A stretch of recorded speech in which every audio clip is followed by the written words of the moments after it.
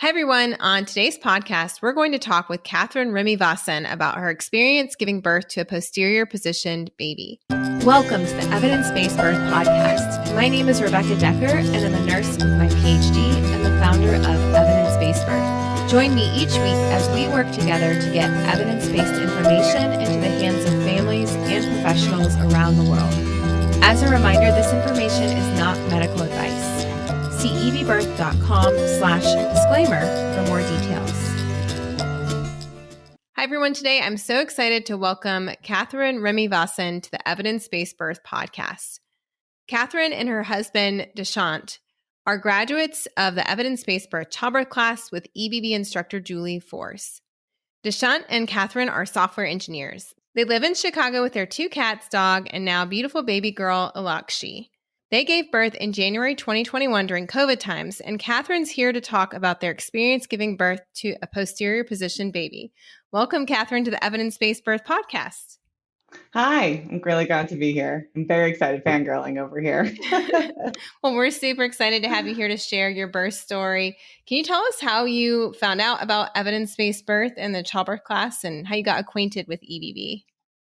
Yeah, absolutely. So it started probably a year or two ago. I was on the Reddit, the trying for a baby community, baby bumps, etc. And somebody had just posted about your podcast and was speaking really highly of it. And it was exactly what me and my husband were looking for, was just very factual, evidence-based information about the whole birth process, giving birth in a hospital, what our options are. And so from there, I just started listening to it. I love listening to the stories. And then when it was announced that there was a childbirth class, I knew that that would be the class that we would sign up for. Awesome. And so how did you pick a class? Honestly, it was just, we listened to your podcast. We both really liked how you approach the science. We wanted something that would take off the rose-colored glasses and just be very factual about it, kind of take a lot of the opinion and prescriptiveness out of it and just say, you know what's best for you, you know what you're looking for. Here's kind of the medical establishment. These are some of the options that you'll encounter. Here are the pros and cons, and kind of use that to build, not a plan, but definitely like a flow chart of the interventions that you could potentially come across and what you're comfortable with. So in looking at birth classes, yours was the one that was like very evidence-based, and my husband and I are software engineers. We're very rooted in evidence and facts, and that just really aligned with the conveying of information to us. So you ended up taking the class with Julie Force, who's also kind of in the Chicagoland area. And what was your experience like taking the class? The class was wonderful. It was post-COVID, so we did it completely online.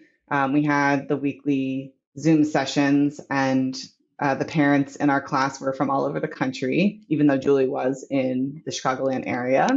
And we really enjoyed the class, and we really enjoyed Julie. She, people would ask, kind of leading questions, ask like, oh, is this better than the other? And she really made sure to not give her recommendation, not give her opinion, really focus on the facts. This is what the science says. Here are the pros, here are the cons. You can talk to other people, see what their experience was, but ultimately this is what the science says. This is what the current research says. And so that was just really empowering. And it was funny because we ended up delivering, and I had my OB care at Rush University, which is a teaching hospital.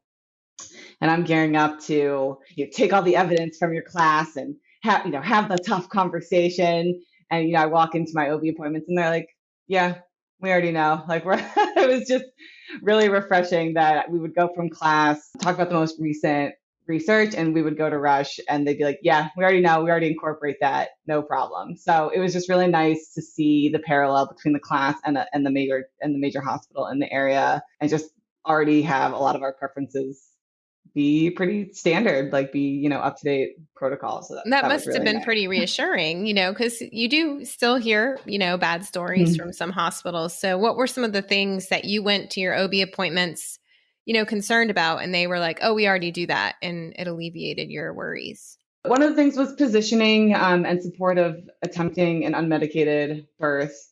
They already knew about kind of the induction of like 39, 40 weeks, like that's not any sort of a hard cutoff. They said if we wanted to be induced early, we could, but they would let us go to 41 weeks and we'd reevaluate.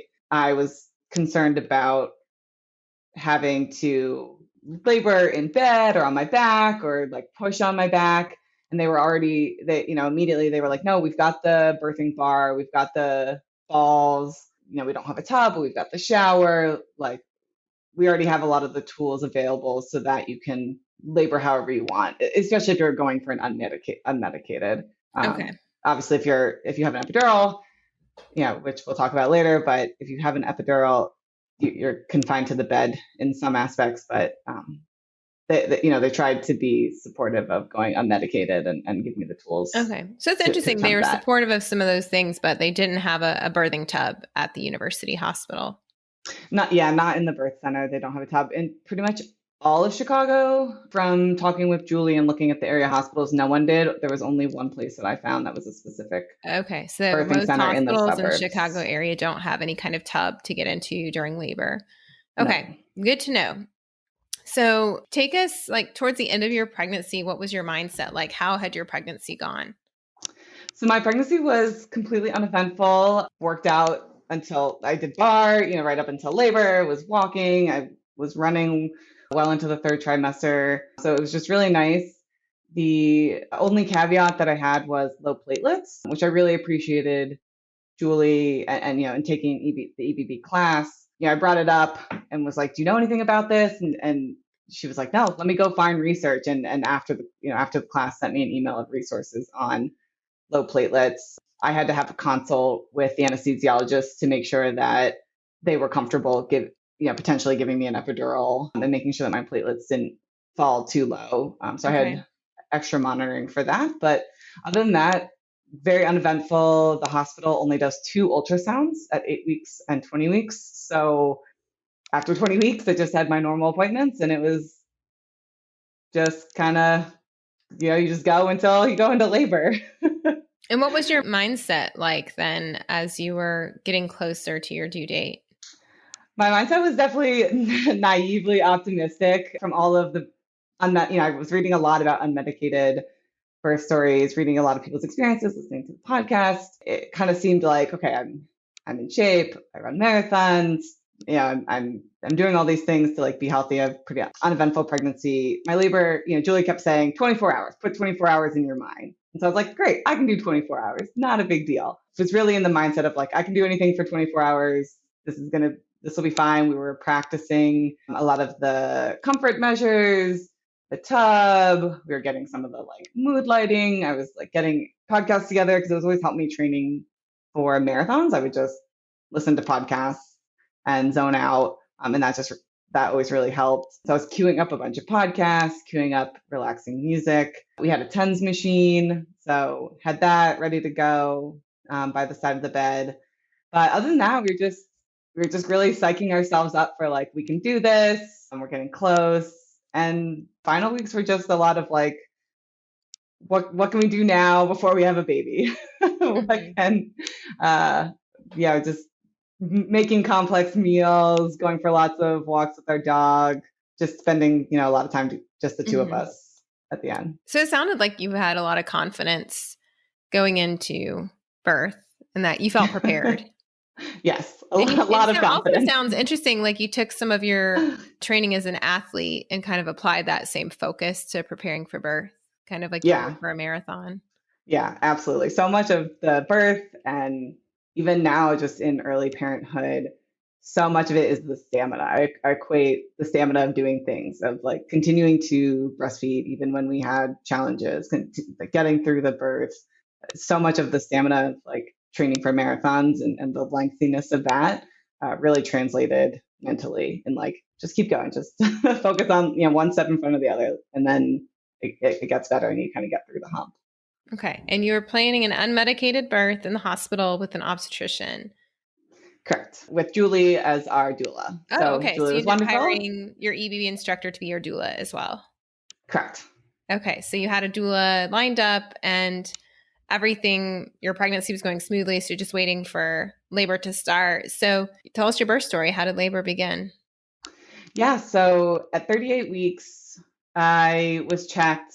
And just to kind of, I know they don't really tell anything. It could be the next day, it could be multiple weeks later, but a very big data numbers person. And so after, weighing the pros and cons, I was like, I want to get checked and just kind of see where we're at. And so 38 weeks, I had begun to efface and dilate. I think I was already like 1 centimeter and 50% effaced or so. And the OB had made a comment of, oh, wow, like you're not even going to make it to 40 weeks. And so, I'm skipping out of my appointment because all my appointments I had to go to alone because of COVID. Yeah, I'm coming out, and my grandmother had given birth early. I think my husband was early. And so, we were like, oh yeah, this is great. Like we're going to have a New Year's Eve baby. We're going to have a New Year's Day baby. I'm not making it to 40 weeks. And, 40 weeks comes and I go for my 40-week appointment.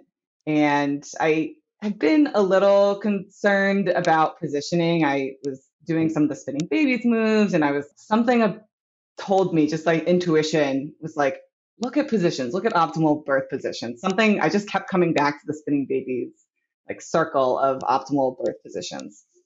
And it was like, if they're certain like positions, that's great. But if they're kind of like, if they're obviously breech, but if they're like kind of turned on each side, it was like less optimal. And every time I felt her back was always on my right side, and her feet were always kind of like up in my left rib. And she basically hadn't moved from that position for a couple of weeks. It was always, everything was in the exact same spot. And I had brought it up at 40 weeks. And again, we don't have ultrasounds after 20 weeks. So other than the doctors and nurse practitioners feeling and confirming that she was head down, I had no visibility into her positioning. Did your care provider have any concern about the position that you're describing? Sounds like right occiput posterior, which could then lead to a posterior positioned baby more easily. Did they show any concern or not? They did not show any concern. I brought it up and I was like, it sounds like it's this ROP. I'm a little bit worried about positioning. And this was the only gripe I had with the whole pregnancy was I brought it up and they were like, no, babies move in labor. It'll be fine. Like they'll rotate. It should be okay. And I was like, okay. But, something just kept clawing at me of like this position and like this spinning baby's nap. But I don't think the birth class went into positioning as much or something, just like nothing had really triggered me to say, no, actually, like, I think, can we talk about this more? I just took the information at face value with them and was like, okay, she'll move in labor and it'll be fine. So 40 weeks comes and goes. I opt to do the membrane sweep. OB had set my induction for like 40 and 1, but I was like, I am not getting induced. I was really trying to, avoid that. I just wanted as little intervention as possible, and mostly just kind of thinking post-birth recovery time. It's only me and my husband in the city. My mother-in-law, his mom, wasn't joining us until, a week or so after the birth. So it's COVID. And also we're alone. We don't have family in Chicago with us. So just trying to think about the short-term labor versus like a much longer term recovery. How do we get to that a little bit, potentially, hopefully easier recovery? And so I did the membrane sweep. I went home and I had this theory that, doing things that triggered oxytocin would help get labor started. So went for a walk. We had some good food. We put on Pitch Perfect and we just like sat and danced and like sang along and just were like, tried to just do like really happy things that night. And it worked. I went into labor that night, 2 a.m. I woke up with the first set of waves and was like, is this it? Maybe let me just like rest a little bit. And then they just kind of kept coming. And I was like, okay, I think they're starting. I think that we might actually be in labor. I don't think I ever had any Braxton Hicks contractions. Yeah, I'd have like twinges, but really nothing that like stopped me in my tracks, nothing that took my breath away. So when labor started, I was kind of like, I think this is it. I was just kind of feeling the pain radiate down my legs. And so it seemed like this was actually starting. So from there, I woke my husband up. We started timing them and right away I was like, this is weird. The contractions are already 5 minutes apart. That like, from like reading about birth stories, chatting with a few friends, it was like, they'll start 15, 20 minutes apart.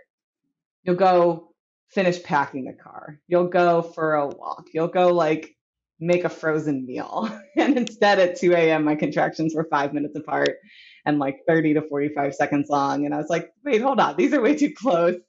What's going on? So from there, we're like, okay, well, let's like try to go back to sleep. So I was able to sleep from like 2 to 3 a.m. until about 6 or 7 a.m. And I had put the TENS machine on, was able to go back to sleep with the TENS machine on. And so we woke up and we're like, okay, these are still coming pretty close together. They're not long and they're not overly take my breath away, excruciatingly painful, but they are coming 5 minutes apart. Like I don't think they were ever longer than maybe 8 minutes the whole time. And so we texted Julie and she was like, okay, great. I'll come over in a couple hours, like just keep laboring. But I think she had given me some criteria of like, let me know when they get to this point and I'll come over. But at 7 a.m., she was like, eat, keep trying to sleep, keep trying to relax. And kept laboring at home a little bit. My husband had made me, a lot of protein, carb rich. I think I was eating scoops of peanut butter and tofu scrambles and oats and just trying to kind of do a lot of the same like marathon meal prepping and just trying to eat as much as I could before we would have to go to the hospital. Again, thinking, okay, plus 24 hours, we might be having our baby this day. This is January 14th. It's the morning. Everything's already 5 minutes apart. Julia came over around 11 a.m., I would say. So I've been in labor just under maybe around 10 hours or so, 11 hours. And, she's helping me do some of the moves. She's doing acupressure. I got in the tub for a little bit. She's kind of taking over so Dush can finish putting the car together, get our dog picked up, make sure the cats are all settled, et cetera, make sure the house is kind of in a state of like, we can leave and come back with a baby. So we were doing that for a couple hours and it got to be 1 or 2 p.m. And finally I was like, okay, these are, I'm having trouble talking through them. We've now been doing this for 12 hours. They're getting to be closer. They're still not lengthening, but they are getting closer. And the hospital is just down the road. So I knew I really wanted to make it to 311 if I could, just because the hospital was so close. And, again, going unmedicated, that would have been the best way of trying, So when you mean 311, you're saying you wanted your contractions to be 3 minutes apart from the beginning of one to the beginning of the next, at least 1 minute long, and this going on for an hour. Is that what you were aiming for? Okay. Yep. Because you live so close to the hospital and it's your first baby, you thought that would get you there closer to the end. Yeah, correct. So yeah, and in talking with with my OBs, they were like, yeah, just, if you want to go unmedicated, labor at home as long as possible. That's like kind of the best way of getting to that goal. First time mom, it's going to take a while. You live down the road from the hospital. There's no traffic. I don't have to go over a major highway or anything. So that's a pretty safe bet. So we got to roughly 311, got in the car, got to the hospital. I walked in because they still weren't like so excruciatingly painful, but I'm very stubborn. And they're like, hold on, do you want to just like sit and we'll get you a wheelchair? And I was like, no, I'm gonna walk in. Like this will be good for it. So, I'm walking myself into the hospital. We get to check in. They give me a wheelchair. I have to go alone to go over from the hospital check-in to the like actual labor and delivery unit. So had to do that alone. Unfortunately, it was silly. They're trying to do the insurance. They're trying to have me sign all these things. I'm like, can this wait? Like, do I really need to be signing all these forms? I'm by myself, like literally in labor. But, I get through that. I get through like the intake ultrasound, intake check. I was about 5 centimeters, get my COVID test. That comes back negative. And it takes about 1 to 2 hours. Like apparently, so they made you wait alone while you were waiting for the results of the COVID test. Were you in like a triage room or a labor and delivery room? I was in a triage room, but for most of it, I was alone. Yeah, thinking back, I'm glad I didn't have a panic attack or get scared, but I was alone for a good chunk of that. It seems like too, I mean, if you had gone in like 8 or 9 centimeters dilated, I wonder if they would have made you wait alone. Like it seems like that's a bit of a flaw in their plan. And Yeah. what, really, can your partner not be with you while you're waiting for your test results? That's definitely something that is one of those like irrational hospital policies from COVID times. It's like, that doesn't even make sense, Yeah, definitely looking back, it doesn't make any sense. In the moment, you're just kind of like, You this, just do this what you is how have it to is. do. And you were in labor, so it's not Yeah. yeah. You do what you have to do. And we did a strict quarantine starting at 36 weeks. We were like, we're not leaving any room for error. Yeah. And I don't think we did ask if like, on intake, what happens, the COVID test, protocols, et cetera. And they were like, yeah, you'll go, you'll be by yourself. But I don't think I really understood what being by myself meant. Hours of, I don't think I understood. Like, there was no way for me to know that, like, oh, God, that could be 2 hours. Word to the wise, ask your birth setting if they're going to test you, if you get to keep your support person with you while you're waiting. Or if a nurse is with you. Like, it would have, I was in a very tiny room by myself, laboring. In active labor. And was there just like a stretcher in the well, it was still a bed because they did an intake ultrasound to estimate the weight, but after that, I was by myself until someone came and told me. And I've heard that, it's funny that you said they did an ultrasound when you came in. I've heard that in the Chicago area, that's a tradition, like a routine, that they kind of come in and present this, you need to have this ultrasound. It's not required, like you can refuse it, but they often don't tell you you don't have to have it. And then, but were you in bed then the whole time you were in triage, or did they have other upright props for you to kind of labor upright? No, I was just in a bed. Yeah, there's no props. It was just a bare bones. Yeah, they didn't tell me I could refuse it. I didn't even know that it was going to happen. That's something, the problem with triage, right? They stick you in there for a couple hours sometimes and they basically expect you to lay in bed, which isn't necessarily good for the positioning of the baby, which we'll, get more into in a little bit. So what happened next after you got your test results back? So everything came back negative. I met up with Julie and Dushyant in the labor and delivery room. So I was all set up in there. They came to join me. And, that just kind of kicked off the labor. It was, maybe 4 or 5 p.m. And we just started doing the things that we had practiced. So the acupressure, we got in the shower, doing a lot of the hot water on the belly was super helpful.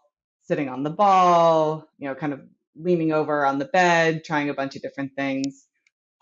And at one point I had to go to the bathroom and felt like I had to poop. And they were like, oh, no, that's like pushing. Like it's probably pushing. And I was like, no, I just really have to go to the bathroom. Like, can I just go to the bathroom? And they're like, no, definitely. You're like, that's the pushing. We have to check you. And I was like, okay, but I think I just have to go to the bathroom.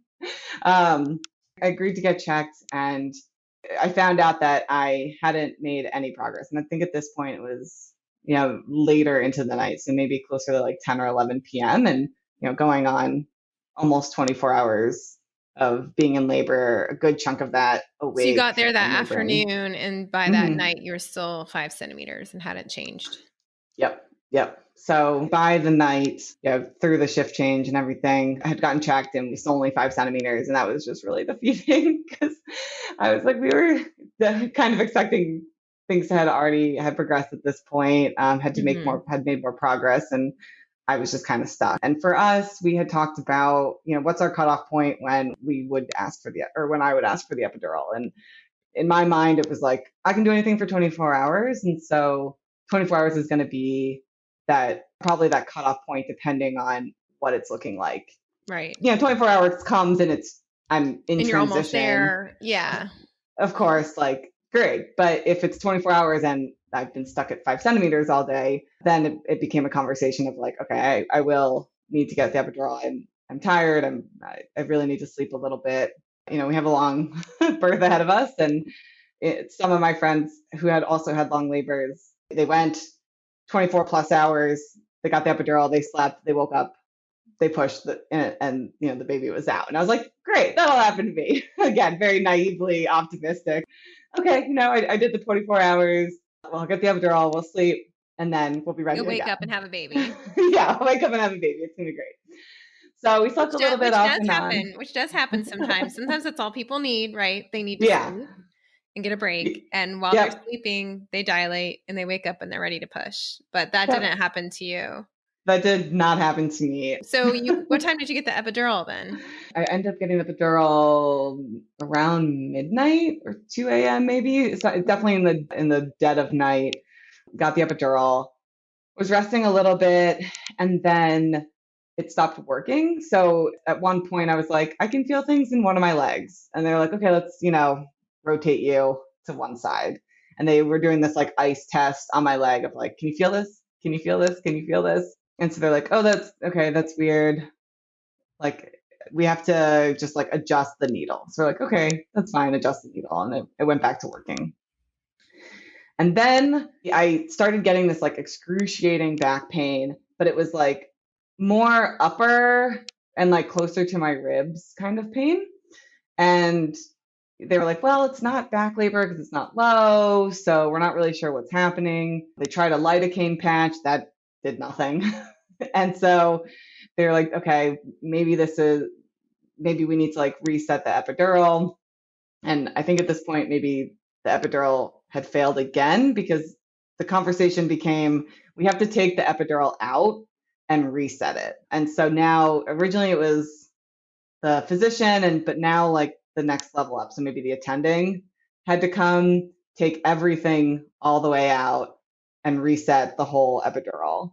Okay. So a resident had put in the first one and then they had kind of adjusted it when it wasn't working. Mm-hmm. And now they took the whole thing out and an attending physician, who's one of the physicians in charge, came back to put it in.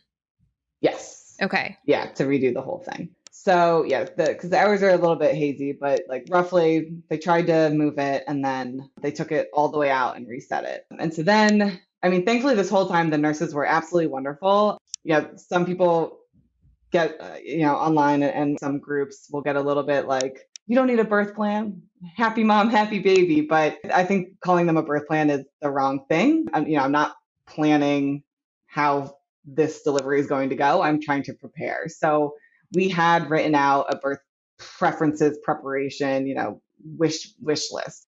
Given certain parameters, this is what we're going for. If things change, this is what we're okay for. If this changes and we need to do something else, this is, what we're okay with. And I think because we had written that and had written from the beginning, in big letters at the top, we're attempting unmedicated, we're trying to limit, ultimately, we're just trying to limit as interventions. And so just like as things change, we just want to have conversations. And I'm really happy that we did that because I'm convinced that we were paired with all of the nurses who attend a ton of unmedicated births. One of our nurses was absolutely wonderful.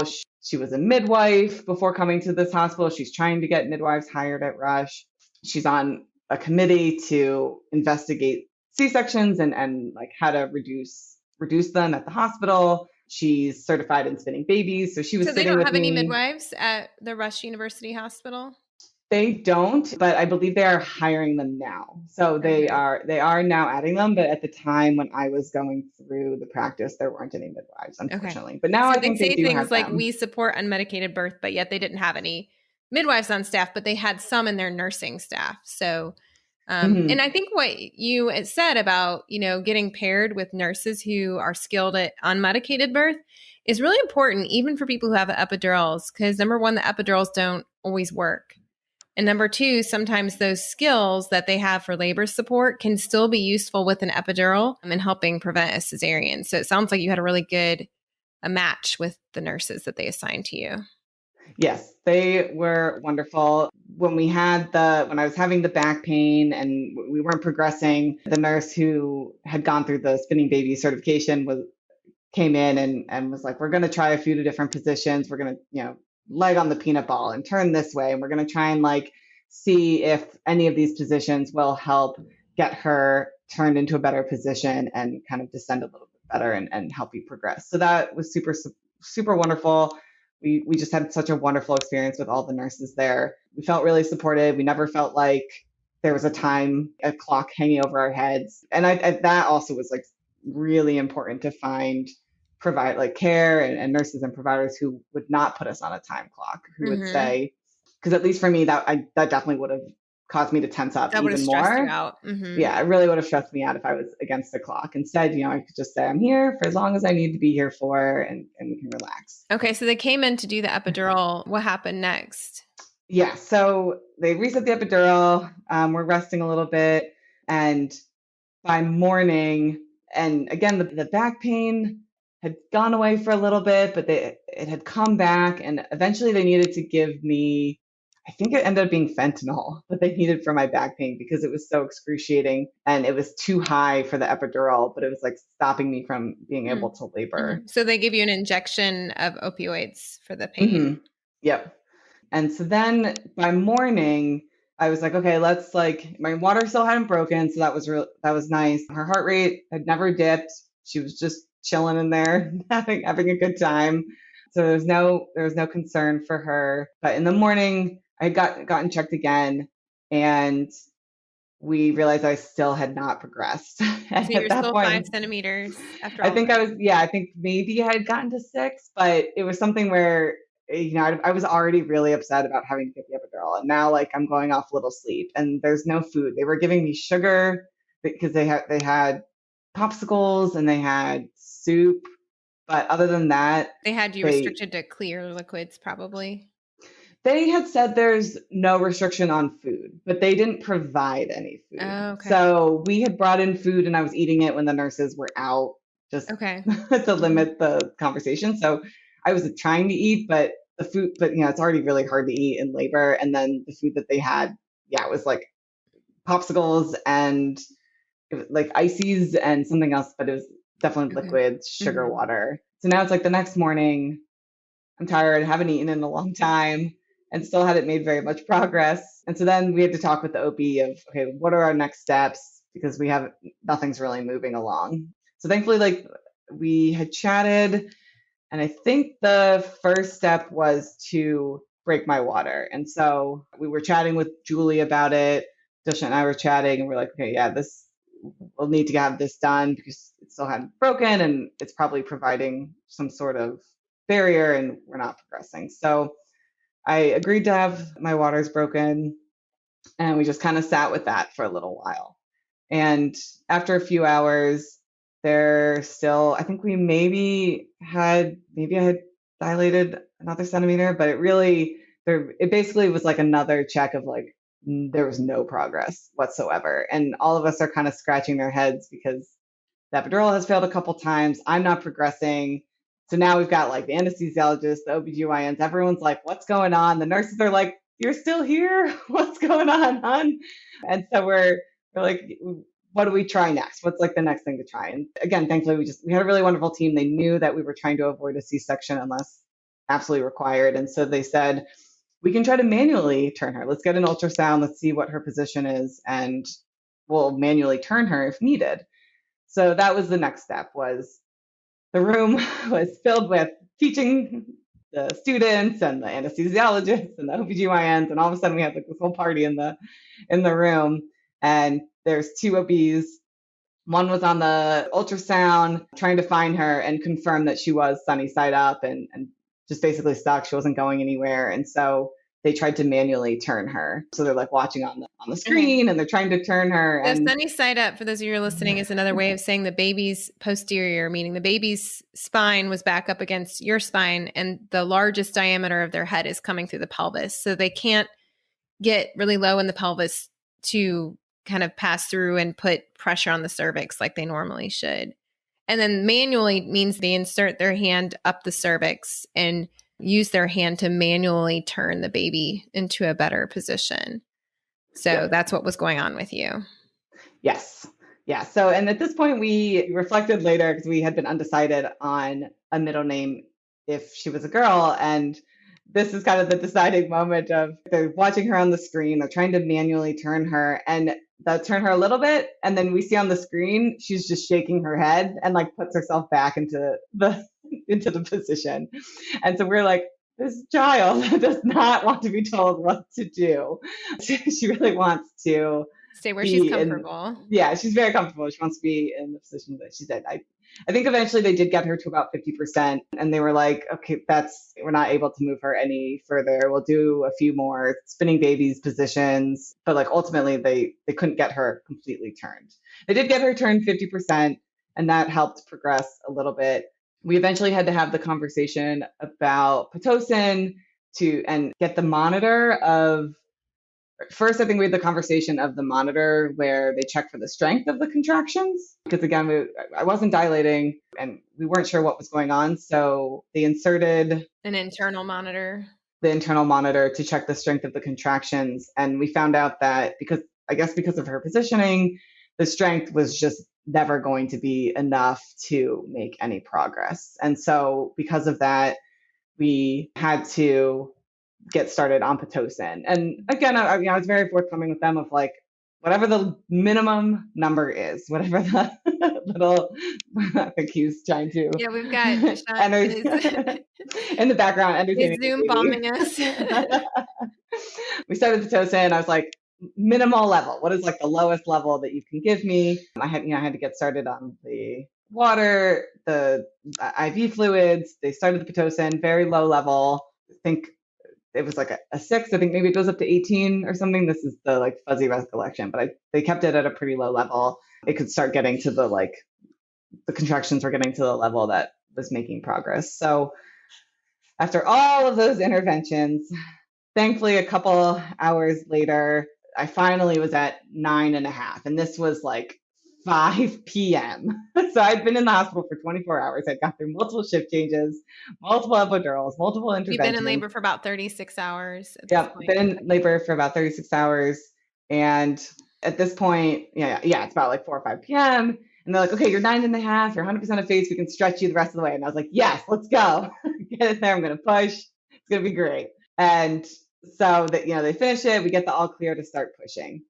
And from there, we do a few practice pushes. I'm on my back because of the epidural, and I'm like, this is horrible. I cannot push in this position. I was like, do you think I can get can I get into like a squatting position? Like, can I try that? And they're like, well, can you? Like, you have an epidural. And so I tried, and I was like, yeah, I can feel my legs. Like, I can stand. This is fine. So even with the epidural, I was in a squatting position on the bar, tried that for a few pushes. And that didn't work. It didn't work in the sense that it wasn't comfortable for me. I was trying a few different, I just didn't really feel like I could really get a handle on it.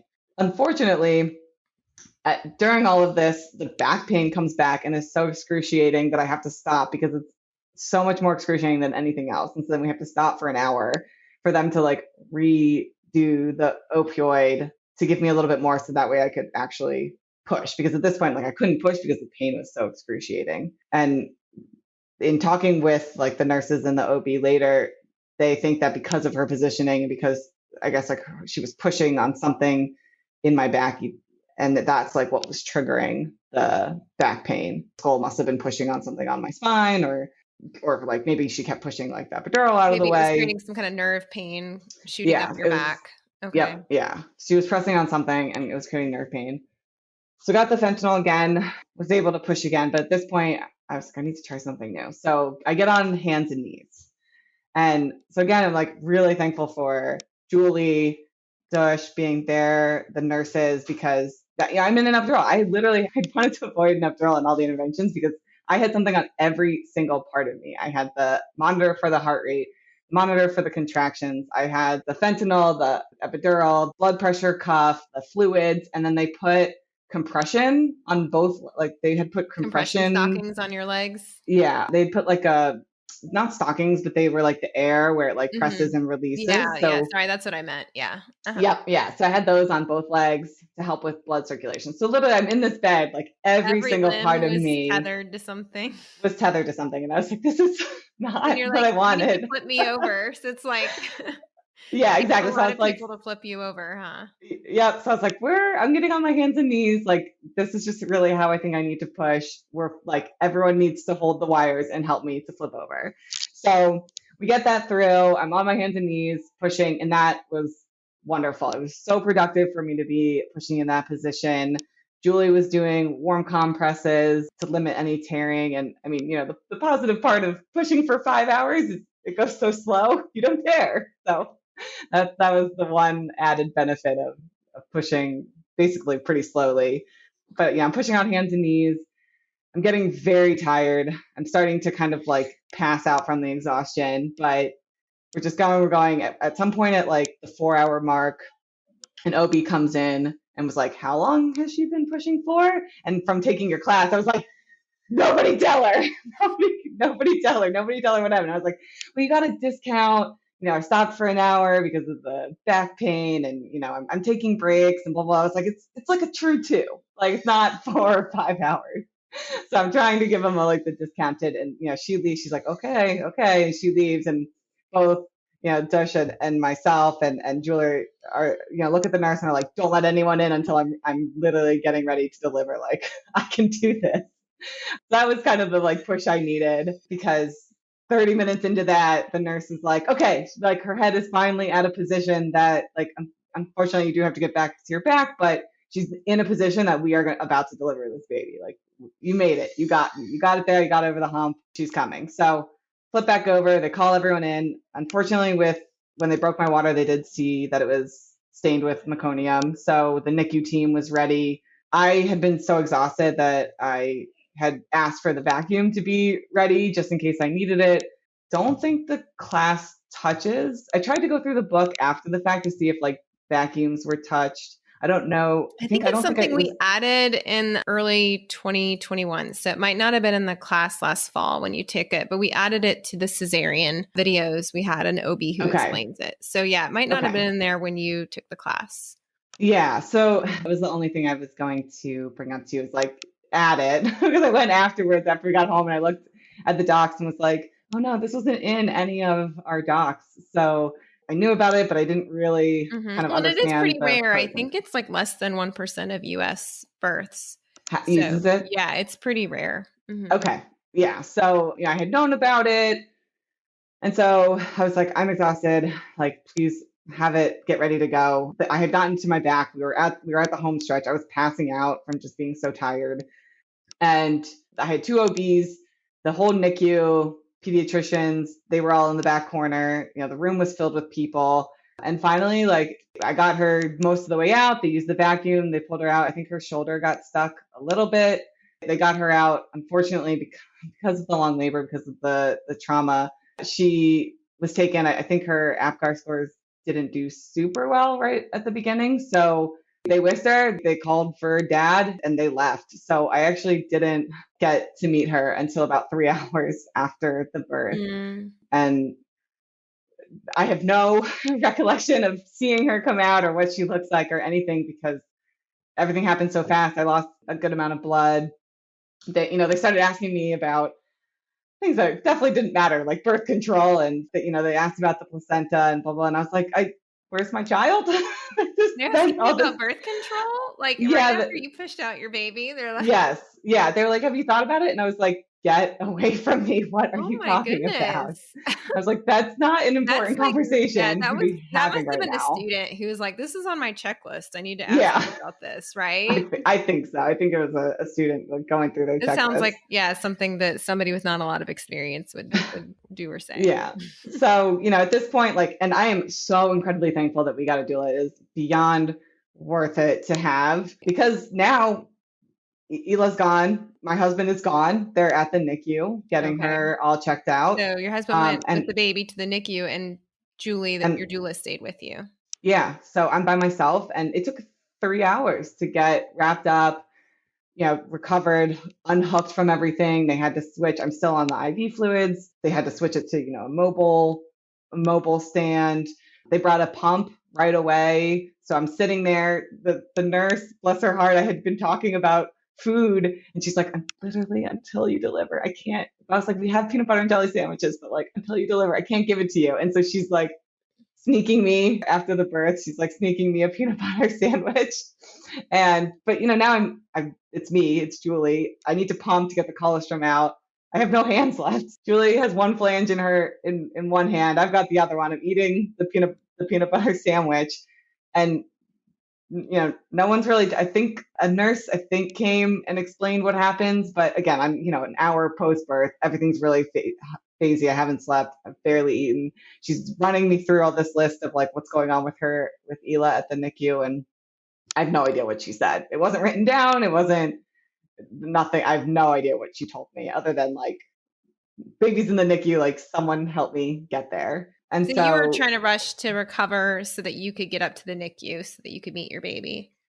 Yeah, not like rush per se, but it was, there was just a lot of confusion afterwards because, the OBs wrap everything up and they're like, okay. And they kind of leave you in the room. They leave and, someone transfers you to the mother and baby unit. And at this point, I'm like, where's my child? What's like the expectation of getting her back? What's going on? How long is she going to be in the NICU? What's happening? My husband's with her. Thank God I have Julie. She's with me. I'm getting everything wrapped up and prepped and, gown. You had to change the gown and do all the dressings and go to the bathroom and get all the bags together. Yeah, like attempt to go to the bathroom. And so finally, I delivered her at 11 p.m. on the 15th. So I went into labor the morning of the 14th and I delivered her at the end of the day, the very end of the day on the 15th. And so then at 1 a.m., finally, I was all wrapped up. I was in the wheelchair. I had the like mobile units of everything. And finally, we were able to go to the NICU. She was on the CPAP. She was just getting some like routine monitoring.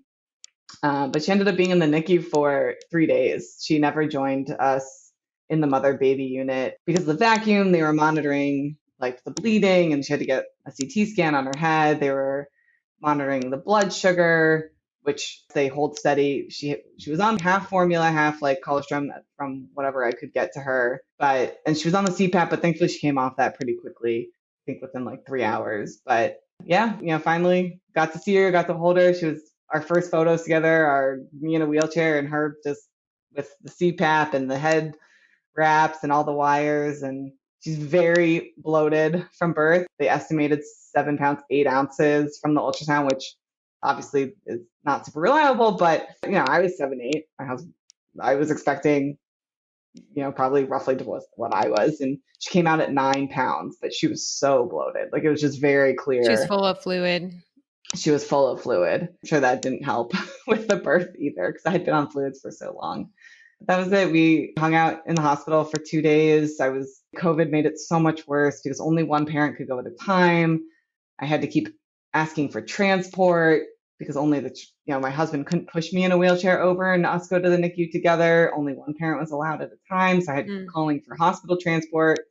And that, is its own thing. I was still hooked up to IVs for 12 or 24 hours afterwards with because of the Pitocin, you have to wean off of everything. So I was still hooked up for quite a bit after that. That was I'm extremely thankful for your class and extremely thankful for having some sort of birth preferences plan because it could have been so much more traumatic, especially with her being in the NICU. And instead it was only slightly traumatic that I never, didn't get to meet. You kind of knew, you were familiar with all the interventions and how to speak up for yourself and how to ask for things. And it's being part of the decision-making process. Right. So nothing happened to us that happened really without our consent. We knew the pros and cons. We knew what the risks were and what the positives were. We knew what we were getting with what we were hoping to get with each stage.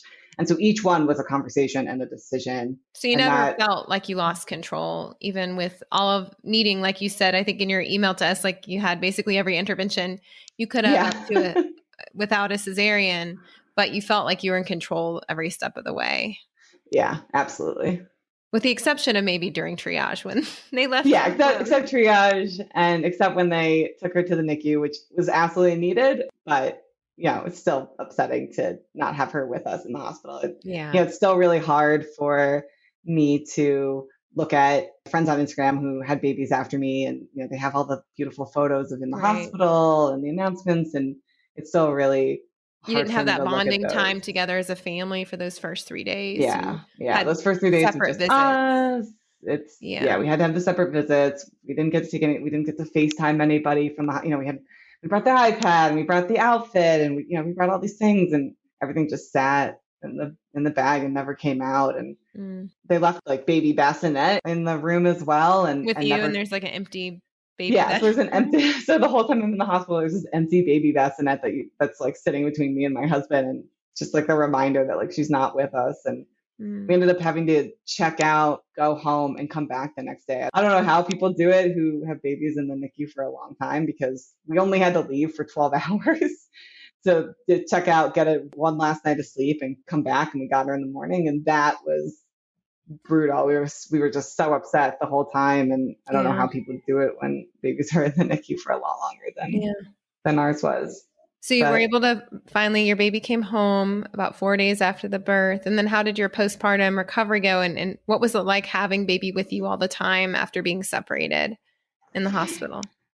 Yeah. So postpartum, healing wise, thankfully that was super easy. You're definitely given a lot of like what you can handle. I think it would have been a lot worse if I had a really rough postpartum recovery and had to deal with the trauma of I was not with her for the first 3 to 4 days, and now she's home. And a lot of the first few months, I already have a panic disorder, and I knew going in, I was trying to limit interventions and epidurals because I was worried that they would trigger panic attacks. And, my panic disorder is really under control.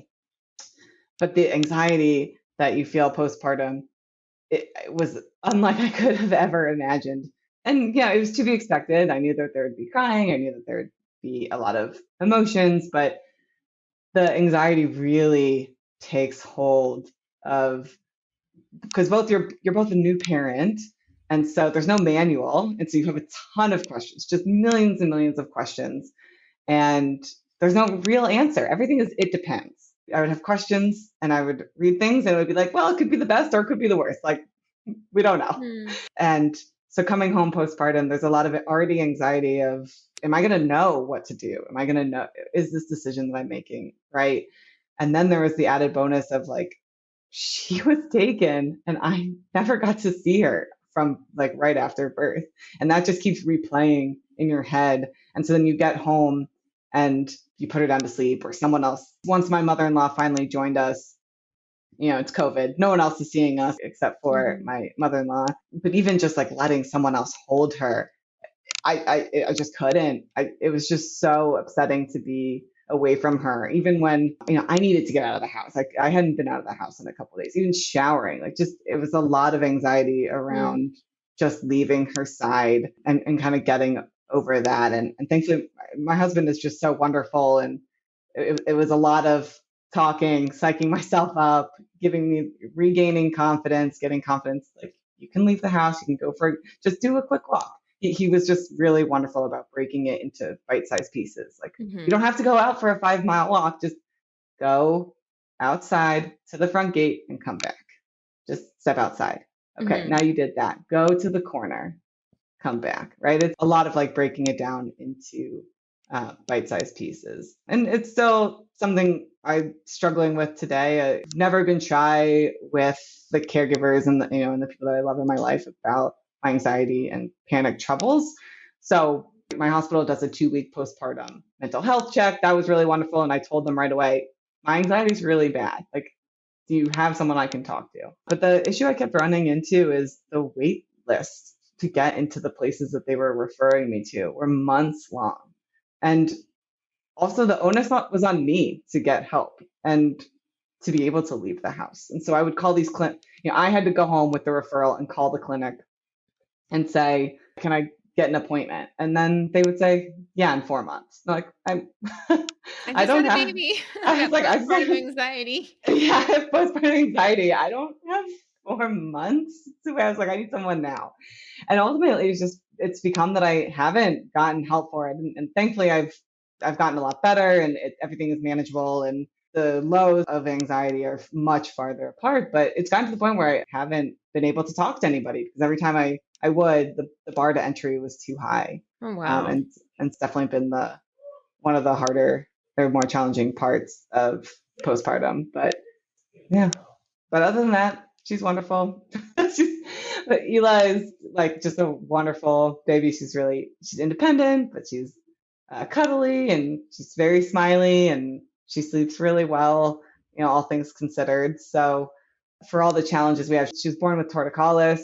So that was something that she was in PT right from birth. She couldn't latch because of the torticollis. So I've been basically exclusive pumping her entire life, which comes with its A whole a set whole of other, difficulties. Yeah. yeah, a whole other set of difficulties and specialists and people to talk to and things to do and just getting that whole like Mm-hmm. breastfeeding journey. You know, a lot of the postpartum period has been coming to terms with, I thought it was going to go this one way and nothing has been as I expected. Thank goodness I mostly, you know, plan whatever the saying is of like expect the best, prepare for the worst. And so I had set us up of like, okay, I'm going to breastfeed and everything's going to go great. But also I was like, but realistically, things happen. So my pump was there. I mean, we didn't have bottles, but we had something like we had a bottle-ish type thing, so at least we could give her food before we could like, you know, Amazon Prime the like proper, you know, latest Mm-hmm. bottles that she could use. And you know, we only had like one set of flanges, whatever came with The pump. the pump, but I had no idea that there was sizing and you have to try a few different things. So we're like frantic trying to get set up on this pumping journey.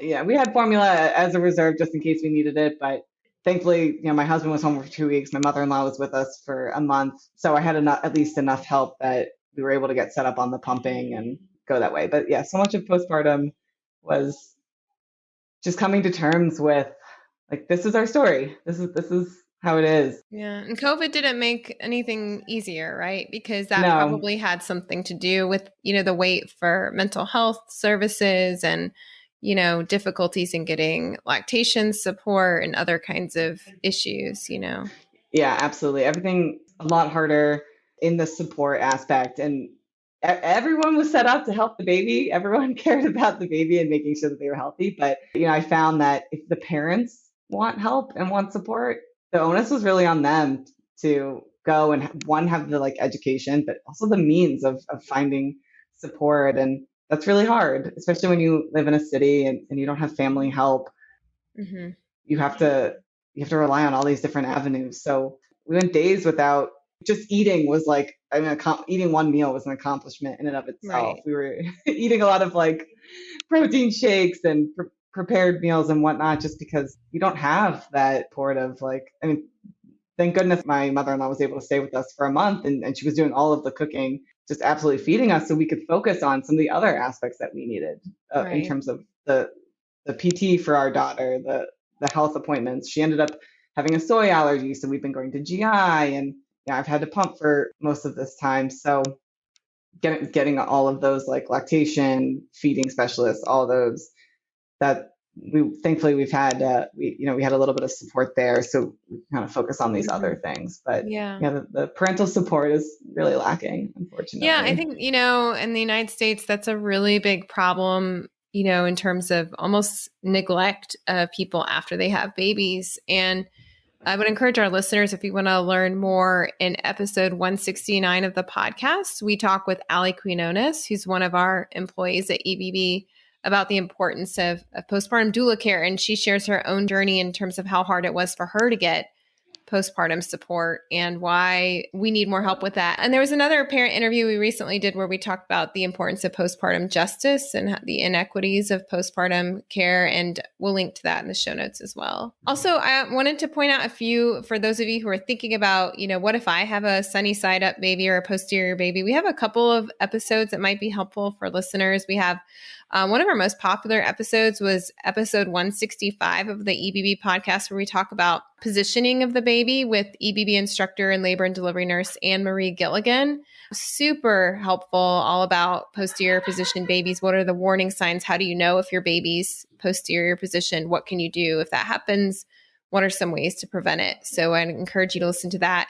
And I know, Kathryn, you were talking about spinning babies. We interviewed the founder of Spinning Babies in episode 101. So you can listen to an interview with Gail Tully all about the Spinning Babies philosophy. So thank you so much, Kathryn, for sharing your story. I know things didn't go exactly the way you planned, but it sounds like you and Dushyant really worked hard as a team to get through this experience. And it's been fun as I've interviewed you in the background of the video, which you can watch on YouTube. Dushyant sometimes did some dancing in the background and is obviously very attentive, loving dad to your baby. So it's really sweet to see the two of you working together to raise your child. Thank you. Yeah, I'll leave it with obviously the maternity leave for this country is abysmal and shameful, but we've been extremely lucky that so many of the hardships and stressors and whatnot postpartum that we face were not made worse by the fact that we had to immediately go back to work. I had about 4 months off, and now Dushyant is off for 3 months. And just the fact that we are able to take the leave has made everything so much more manageable. And we need to do something, one, to like actually get women the leave that they need, but also the dads, like not being the default parent is only because he's now on leave and he's the default parent. And so now we both know how to be an equal caregiver and yeah, a parent to our child. And it's frustrating that our jobs are what gave us this luxury. And it's, upsetting to us and something that we advocate for whenever we can of like moms, obviously, I wish we had better leave, but separate from that, like dads, if you have leave, take your leave, do it. He's loving it. He's having so much fun. He's bonding, but he's learning how to run the schedule, run her day, look for the cues. And so now we're equal parents, and our relationship is better. Our relationship with Ela is better. They say you can't fill up someone else's glass from an empty cup. Yeah, from an empty cup. And being equal parents means that each of us have a chance to refill our own cup and come back and be a better parent when we're back to like being on. And so I know that's really helped my anxiety. It's definitely helped our family. And I really hope we as a country in the United States can get to a point where we have parental leave and parents are able to take some level of equal leave so that we can really be a better like family-centered country. Yeah, exactly. Thank you for ending on that note, Kathryn. Thank you for coming on to share your story. We really appreciate it. Absolutely. Thank you so much for having me. This podcast episode was brought to you by the Evidence-Based Childbirth Class. This is Rebecca speaking. When I walked into the hospital to have my first baby, I had no idea what I was getting myself into. Since then, I've met countless parents who felt that they too were unprepared for the birth process and navigating the healthcare system. The next time I had a baby, I learned that in order to have the most empowering birth possible, I needed to learn the evidence on childbirth practices. We are now offering the Evidence-Based Childbirth Class totally online. In your class, you will work with an instructor who will skillfully mentor you and your partner in evidence-based care, comfort measures, and advocacy, so that you can both embrace your birth and parenting experiences with courage and confidence. Get empowered with an interactive online childbirth class you and your partner will love. Visit evidencebasedbirth.com/childbirth class to find your class now.